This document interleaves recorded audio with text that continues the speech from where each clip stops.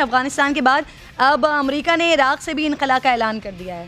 امریکی صدر Joe Biden کے مطابق امریکہ اس سال کے آخر تک عراق میں اپنا جنگی مشن ختم کر کے فوج واپس بلا لے گا، تاہم وہ عراقی فوج کی تربیت اور مشاورت جاری رکھیں گے۔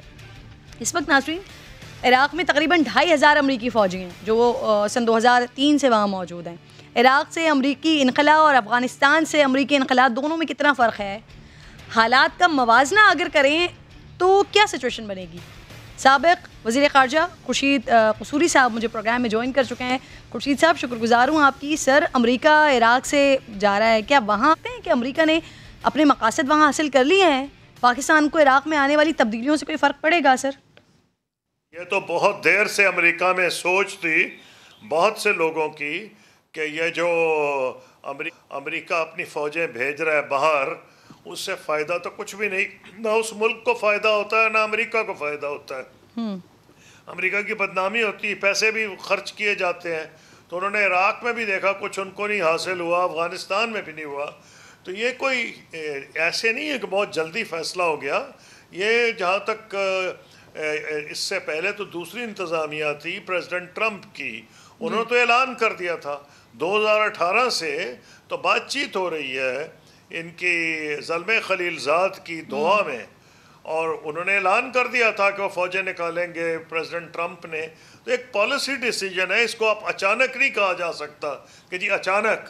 اور میں یہ سمجھتا ہوں کہ امریکہ نے یہی سوچا کہ اس کا کوئی خاص انہیں فائدہ نہیں ہو رہا جو اپنے فوجی باہر بھیجیں، بلکہ اس سے امریکہ کی بدنامی ہوتی ہے، کیونکہ لوگ جہاں جاتے ہیں وہاں بہت سے خورشید صاحب اس پر بھی جواب دیجیے نا سر، کوئی فرق پڑے گا پاکستان کو عراق میں آنے والی تبدیلیوں سے سر؟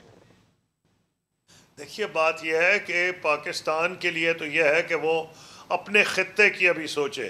ایک طرف ایران، ایک طرف انڈیا ہے، ایک طرف افغانستان ہے، تو ہمیں تو اپنا دیکھنا ہے۔ عراق تو ابھی دور بیٹھا ہے، عراق تو درد سر بنے گا دوسرے ممالک کے لیے، وہ بھی ہمارے بھائی بند ہیں۔ عراق کا سر دست ہم پہ ڈائریکٹ اثر نہیں ہے۔ یہ ٹھیک ہے کہ داعش میں بہت سے لوگ بھاگ کے افغانستان میں بھی آ گئے ہیں، لیکن عراق کے جو معاملات ہیں ان کا زیادہ اثر مشرق وسطیٰ ایران پہ پڑے گا۔ اس لیے میں سمجھتا ہوں کہ ہمیں زیادہ خطرہ اس وقت ہے وہ ہے افغانستان کے اندر جو صورتحال ہے، اس کو سٹیبلائز کرنے کی بہت ضرورت ہے۔ سر، افغانستان میں ہم نے دیکھا کہ امریکہ کے جانے کے اعلان کے بعد ہی طالبان بہت طاقتور ہو کر ابھرے ہیں سر۔ عراق میں امریکہ کے بعد داعش کا بھی ریاکشن ایسا ہی ہو سکتا ہے سر؟ دیکھیے داعش تبھی سر اٹھائے گی اگر کوئی مضبوط حکومت قائم نہیں ہوگی۔ اگر افغانستان میں ایک ایسی گورنمنٹ آ جاتی ہے جس کو دنیا ریکگنائز کر لیتی ہے، جس کی مدد کرتی ہے، جس کے نتیجے میں اکنامک ڈیولپمنٹ ہوتی ہے، تو داعش کا سکوپ بہت کم ہو جائے گا۔ داعش یا اس قسم کی اور تنظیمیں وہاں پنپتی ہیں جہاں غربت ہو، جنگ و جدل ہو۔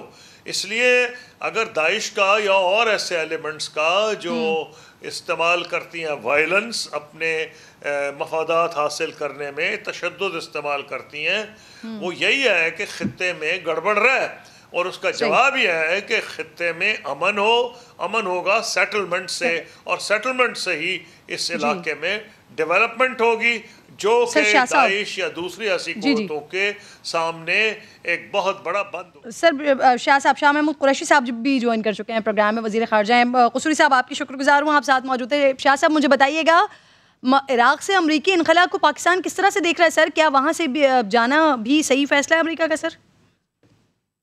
یہ پاکستان تو سمجھتا ہے کہ یہ دیکھیے پرماننٹلی تو وہ یہاں نہیں رہ سکتے تھے نا، وہ اس مقصد کے لیے آئے تھے، اس مقصد کے حصول تک وہ جا رہے، اور جب ان نے اپنے آبجیکٹیوز جو ان کو دکھائی دے رہے تھے پورے ہو گئے تو ان نے یہاں سے واپسی کا فیصلہ کیا۔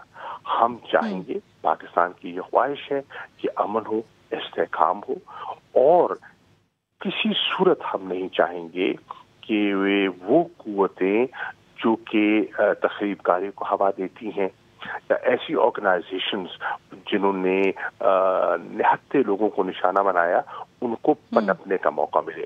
میں ابھی عراق گیا تھا اور میری بہت اچھی نشست ہوئی تھی ان کے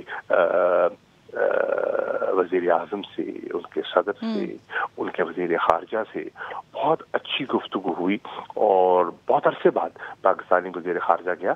ہم ان کے لیے دعا گو ہیں کہ اللہ ان کے ملک کو بھی پرامن رکھے، مستحکم رکھے، اور ہم افغانستان کی بھی بہتری چاہتے ہیں.